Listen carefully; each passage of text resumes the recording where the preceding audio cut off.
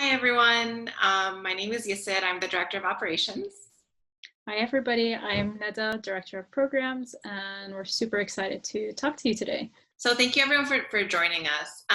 Well, just to start, 2020 has been an interesting year so far. When I sit and I try to reflect on what we have globally and collectively experienced this year, it's been a bit overwhelming. And of course, our work and our organization has not been immune. It's really crazy to think about what we had planned for this year versus what actually is happening now. So yeah, we definitely had an exciting year planned, but as you and I have worked on Syria since the beginning of the revolution, we're kind of familiar of kind of the instability and the fact that things are always changing. And I feel like the fact that we've dealt with so much of this before sort of helped us prepare for what we had to do when this pandemic began. With that being said, none of us have experienced a pandemic in our lives, and so it was difficult to imagine how this would affect our work. So I think the first thing we had to do was really ground ourselves in this new unknown reality. We knew immediately that the crisis would hit our community hard, as they are of the most vulnerable populations in the world. Yeah, absolutely. And honestly, we were able to see that right away from our team on the ground.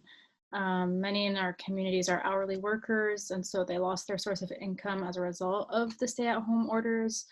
Much of the progress that our programs made were brought to a halt, and they needed support more than ever than before. For others, many others, quarantine also triggered some PTSD as it brought back memories of, difficult times in Syria, whether it was the sieges or their inability to move around safely in their neighborhood or city, the unknown of when things would be peaceful again. You have the fact that 86% of our team are refugees themselves. And so we had to recognize that this was a new reality for them to navigate as well, on top of everything that they've gone through already. Our immediate steps were really just to first look at our communications. We had the intention to communicate clearly and honestly with our community of supporters. Our goal was to remain transparent with our response. We really wanted to make sure everyone knew about our difficulties, our successes, and we wanted to make sure that we kept everyone that invested in us updated. And that was really key to our strategy. Yeah, and I mean, on the program side, it was really just about reaching out to everyone and creating awareness around COVID-19. And so during this time, we learned that 50% of our families lost their jobs. And so what we did was provide extra cash stipends to help sustain them. 37% of our university students no longer had access to campus computers. And so what we did was purchase laptops for them so that they were able to continue their degrees online. In this phase was that a lot of our young students needed extra support in learning the materials that they were receiving online. And so what we did was set up a tutoring system between our university students and the children that we support so that they could be tutored in those subjects that they were struggling in. In April, we tested and launched our first online studios. And this Monday, we're actually starting our summer session. So there's our second round.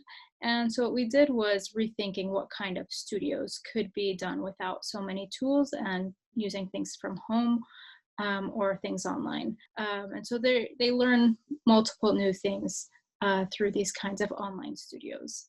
The thing that we're trying to figure out is really recreating the Karam House social experience in the virtual space. So Karam House is not just a place to take workshops, but it's also a place to hang out and read, study, socialize, make friends.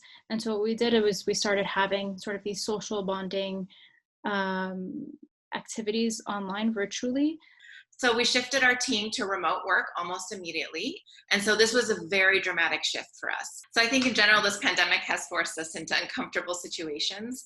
And of course, being Karam, we know that uncomfortable situations means that there's an opportunity for growth. For the first time ever, we've had to go through the difficult process of scenario planning, looking at cash flow projections and how that might have a real impact on our programs and staff. The biggest takeaway from what we've seen throughout this process and throughout the pandemic is what can happen when we really ground ourselves and let ourselves be guided by our values of authenticity, bravery, expertise, and generosity. Honestly, we wouldn't be Karam if we didn't try to look at the light in these circumstances and really look at the real opportunity here that we have, especially from a program's perspective. We've seen that our programs can function online and students are still engaged and they're still interested. Who knows what doors it could open for kids in other provinces in Turkey or Syrian refugees throughout the world. Yeah, and we're really excited to keep you posted on all of our developments, and we really couldn't do it without everybody's support. Obviously, we thank everyone for joining us in this journey of these ups and downs. And you can definitely keep an eye out for us as we continue to test our new programs and hopefully look to scale in new and exciting ways.